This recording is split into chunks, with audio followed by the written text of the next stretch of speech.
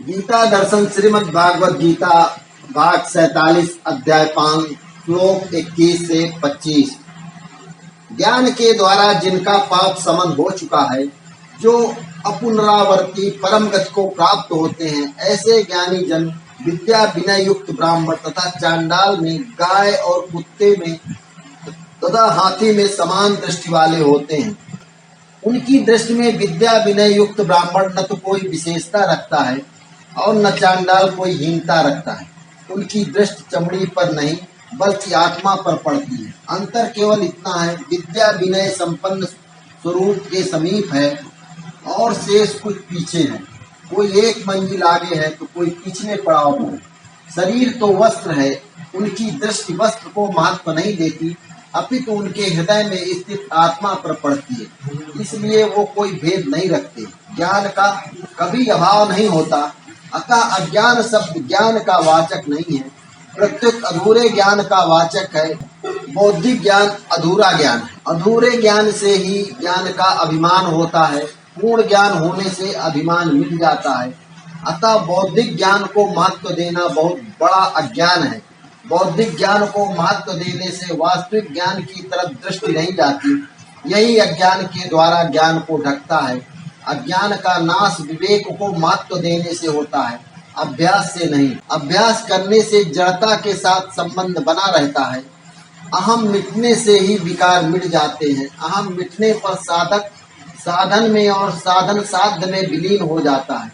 फिर एक परमात्मा के सिवाय अन्य कोई सत्ता नहीं रहती। यही अपुनरावृत्ति को प्राप्त होता है। कारण कि जो परमात्मा सब देश काल आदि में परिपूर्ण है, उसे प्राप्त होने पर पुनरावृत्ति का प्रश्न ही नहीं पैदा होता।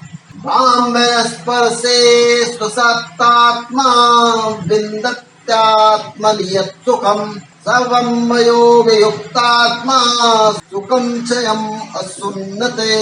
बाहर के विषयों में आसक्ति रहित अंतःकरण वाला साधक आत्मा में स्थित जो ध्यान जनित सात्विक आनंद है, उसको प्राप्त होता है।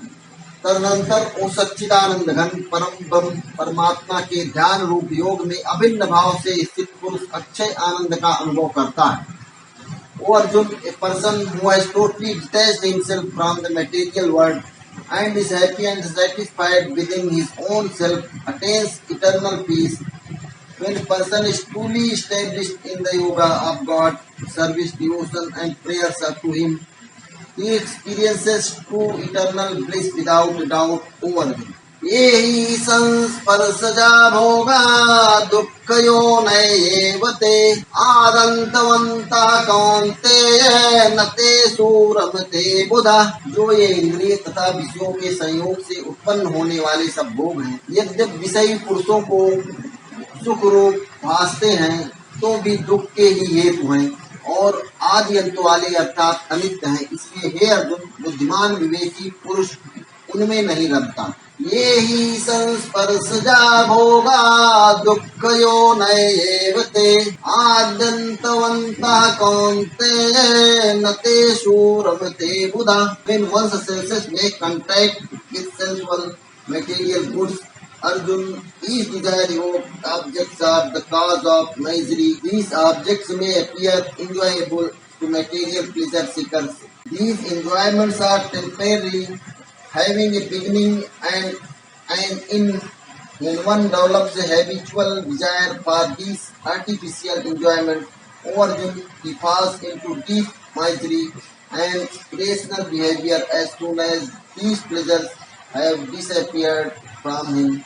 Thus, O son of Kunti, do not get involved with these temporary pleasures if you wish to avoid misery. योऽन्ता सुखो अन्तराराम तथान्तर्योतिरेव यः स योगी ब्रह्म निर्वाणं ब्रह्मभूतोऽधिगच्छति। जो पुरुष अंतरात्मा में ही सुख वाला है, आत्मा में ही रमण करने वाला है तथा जो आत्मा में ही ज्ञान वाला है, वो सच्चिदानंद घन पर ब्रह्म परमात्मा के साथ एकाकी भाव को प्राप्त सांख्य योगी शांत ब्रह्म को प्राप्त होता है। One who is happy, peaceful and delighted with his soul, that wise man yogi has combined with the supreme soul, God, as one and attains freedom from all bondages to the world. Labhante Brahma Nirvana Misha Chid Kalmasa Chinnadvedayatatmana Sarvabhuta Hite Rata. जिनके सब पाप नष्ट हो गए हैं, जिनके सब संशय ज्ञान के द्वारा निवृत्त हो गए हैं, जो संपूर्ण प्राणियों के हित में रत हैं और जिनका जीता हुआ मन निश्चल भाव से परमात्मा में स्थित है, वे ब्रह्मवेत्ता पुरुष शांत ब्रह्म को प्राप्त होते हैं.